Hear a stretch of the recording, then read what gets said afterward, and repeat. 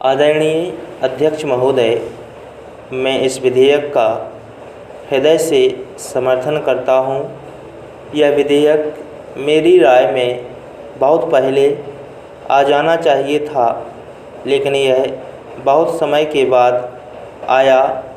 हमारे देश के कुछ भागों में अंग्रेज़ी बोलने वाले लोग ज़्यादा क्यों हैं, इस बात पर विचार किया जाना चाहिए।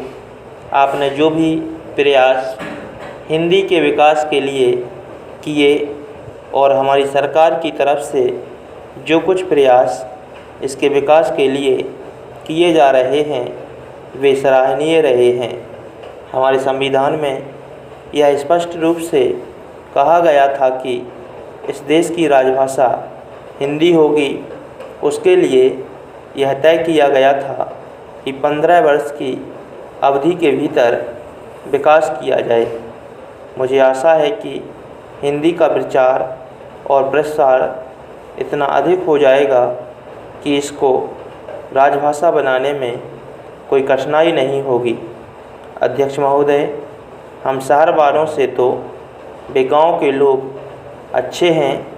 वे कृषि कार्य करने वाली देहाती महिलाएं, वे झुग्गियों में रहने वाले छोटे छोटे बच्चे ठीक हैं, जो हिंदी में बातें करते हैं, हिंदी लिखने और हिंदी सीखने का प्रयास करते हैं।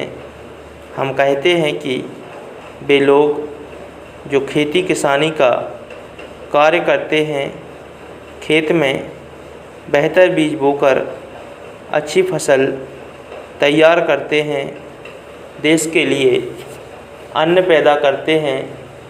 वे अपने बच्चों को हिंदी माध्यम से सरकारी स्कूलों में प्राथमिक शिक्षा प्राप्त करने के लिए भेजते हैं। यही तो इस देश के असली कर्णधार और देशवासी हैं। आपको यह जानकर बड़ा ताज्जुब होगा कि एक गांव के पढ़े लिखे गरीब हिंदी भाषी किसान के देहाती बच्चे ने हिंदी माध्यम से शिक्षा प्राप्त करके अखिल भारतीय प्रशासनिक सेवा परीक्षा उत्तीर्ण करने का गौरव प्राप्त किया। इसके विपरीत शहर वालों को ले लीजिए, वे अपने बच्चों को हिंदी माध्यम के स्कूलों में दाखिला न दिलाकर अंग्रेज़ी माध्यम के प्राथमिक विद्यालयों में भर्ती कराते हैं और एक अच्छा नागरिक बनाने का प्रयास करते हैं। महोदय जी, इस प्रदेश में एक बड़े हिस्से पर खेती होती है और जिस रफ्तार से सिंचाई का काम चल रहा है, इस हिसाब से तो ना मालूम कितने साल लगेंगे। यह अंदाज आप स्वयं लगा सकते हैं। जब तक सरकार की ओर से सिंचाई का इंतज़ाम नहीं होगा, तब तक प्रकृति के भरोसे पर हम उत्पादन नहीं बढ़ा सकते और आत्मनिर्भर नहीं हो सकते। इसलिए यह ज़रूरी है कि हमें सिंचाई को प्राथमिकता देनी चाहिए। साथ ही साथ हमारे जो फिजूल खर्च हैं, उन कामों को बंद कर देना चाहिए। यह भी बहुत ज़रूरी है।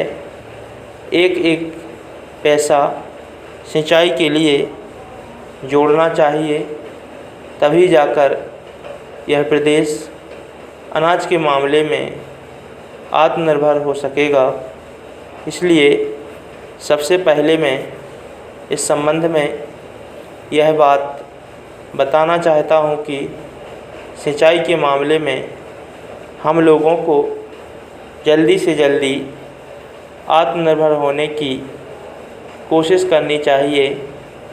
जहाँ तक सिंचाई का सवाल है, माननीय मुख्यमंत्री जी ने इस सदन के प्रथम सत्र में घोषणा की थी कि अनाज का उत्पादन बढ़ाकर ही हम आत्मनिर्भर हो सकते हैं।